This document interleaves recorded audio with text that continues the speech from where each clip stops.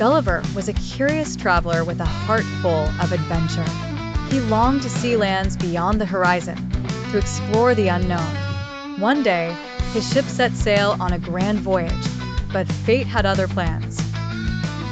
A mighty storm swept across the sea, tossing the ship like a toy. The waves roared, lightning flashed, and before he knew it, Gulliver was thrown into the sea. When he awoke, he found himself lying on a sandy shore. As he tried to move, he realized he was tied down with hundreds of tiny ropes. To his amazement, he was surrounded by tiny people no taller than his hand. These were the Lilliputians, a kingdom of miniature beings. Their emperor, dressed in the finest silks, stood atop a golden throne no bigger than a chair. The Lilliputians were both amazed and afraid of Gulliver, but when he smiled and spoke gently, they realized he meant no harm. Gulliver was taken to their city, where everything was small: tiny houses, tiny trees, and tiny bridges. The Lilliputians prepared food for him, but he needed hundreds of their tiny meals to feel full. Over time, he learned their language and became friends with them. They admired his strength and kindness, but trouble soon arrived. The Lilliputians were at war with their neighbors, the kingdom of Blefuscu. Their enemies' ships were ready to attack. The Emperor of Lilliput asked Gulliver for help. With his great size, Gulliver stepped into the sea, wading toward the enemy fleet.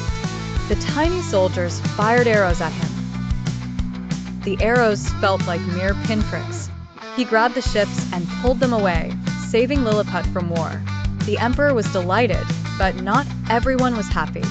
Some ministers grew jealous of Gulliver's power. They plotted against him, whispering that he was too dangerous to keep in Lilliput. Sensing danger, Gulliver built a raft and set sail once more. His journey took him to a strange new land, Brobdingnag. But here, everything was different. The people were giants, towering over him like mountains. A farmer found him and took him home, marveling at the tiny man. Gulliver became a wonder in their world. He was taken to the royal court, where the queen kept him as a tiny companion. He lived in a golden box, and the royal children played with him like a doll. Though they were kind, Gulliver felt trapped. One day, an enormous bird swooped down and snatched his tiny house, carrying him through the sky. It dropped him into the sea, where he was rescued by a passing ship. But Gulliver's adventures were far from over. He soon found himself in the strange, floating island of Laputa, where people spent their days lost in thought.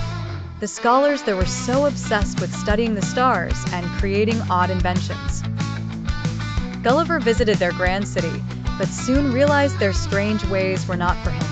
His next journey led him to the land of the Howans, where intelligent horses ruled over wild, human-like creatures called yahoos.